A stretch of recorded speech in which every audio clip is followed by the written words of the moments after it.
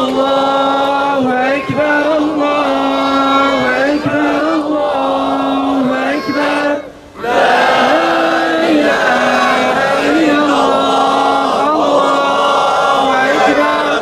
Allahu Ekber ve illahil hamd.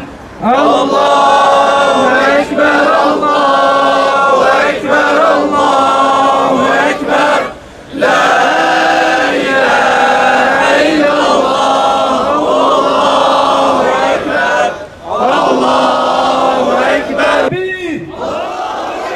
Tekbir! Tekbir! Allahu Ekber! Tekbir! Allahu Ekber! Tekbir! Allahu Ekber! Tekbir! Allahu Ekber! Gazze'ye selam, direnişe devam! Gazze'ye selam, direnişe devam!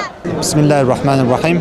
Filistin Alimler biliyorsunuz Tekbir Cuması başlığı altında tüm Müslümanların tekbir getirmeleri yönünde bir istekleri vardı. Biz de bu isteğe Siirt TÜDAPAR Gençlik Kolları olarak kayıtsız kalamadık ve Hür Gençlik Siirt olarak bugün bir etkinlik düzenledik. Buradan bir çağrı yapmak istiyoruz bütün Müslümanlara. Tekbir demek Allah-u Teala'nın en büyük olması demektir. Buradan diyoruz ki Allah-u Teala İsrail'den de büyüktür, Amerika'dan da büyüktür, Siyonizm'den de büyüktür ve Siyonizmin sonu gelecektir. Bu akşam toplanmamızdaki en büyük amaç bunu aslında insanımıza ilan etmektir. Allah'tan duamız da odur ki bu gece hürmetine bugün burada getirdiğimiz tekbirleri yarın inşallah Kudüs'te, Gazze'de birlikte getirebilelim. Vur vur, direniş, Siyonizme vur! Vur vur, direniş, Siyonizme vur! Vur vur, direniş, Siyonizme vur! بالدم بالروح نفديك يا أقصى بالدم بالروح نفديك يا أقصى بالدم بالروح نفديك يا أقصى بالدم بالروح نفديك يا أقصى الله أكبر الله أكبر الله أكبر لا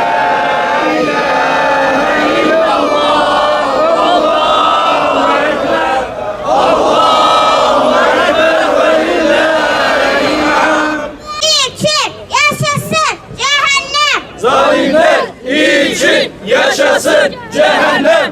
Muhammed'in ordusu, zalimlerin korkusu. Muhammed'in ordusu, zalimlerin korkusu.